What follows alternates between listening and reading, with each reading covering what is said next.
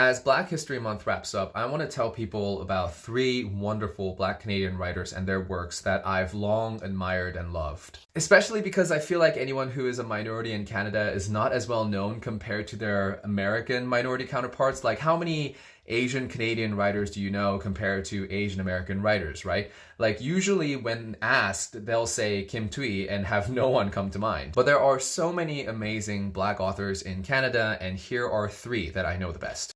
First, I want to start with Ezi Aduchin, born and raised in Calgary to parents from Ghana, two-time champion of the Giller Prize, which is Canada's most prestigious literary prize, once in 2011 for Half-Blood Blues, and another in 2018 for Washington Black.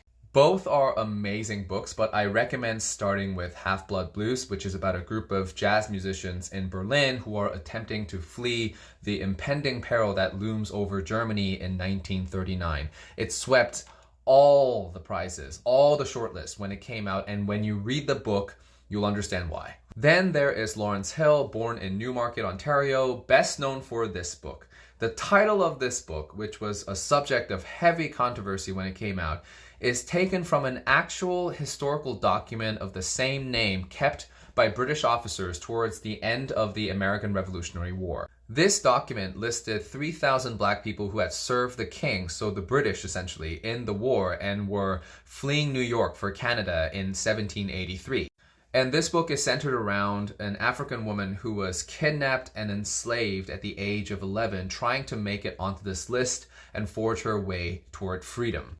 It is a brutal book, but there's a reason why this book won the Writers' Trust Fiction Prize, the Commonwealth Writers' Prize, and Canada Reads, because it's a very important book and it is Lawrence Hill's magnum opus, in my opinion. Lastly, Andre Alexis, born in Port of Spain, Trinidad and Tobago, the most prolific writer out of the three, I believe, when it comes to works of fiction. But among his spectacular body of work, I'd recommend starting from 15 Dogs. It's my favorite. After a debate on whether animals can live happily if they could talk and think like human beings, gods Apollo and Hermes decide that they'll give the power of human language and consciousness to 15 dogs who have been kennelled at a vet in Toronto, and bets on whether at least one of those dogs will be happy. It's a very philosophical book akin to Life of Pi, but so interesting as well. This book asks so many poignant questions about language, life, love, and friendship, about everything from the point of view of dogs who can talk and think like us. It is a brilliant book that lingers in your head for so long, which is why it won the 2015 Giller Prize and the Writers' Trust Prize. So yeah, I highly recommend these books by these amazing Black Canadian authors.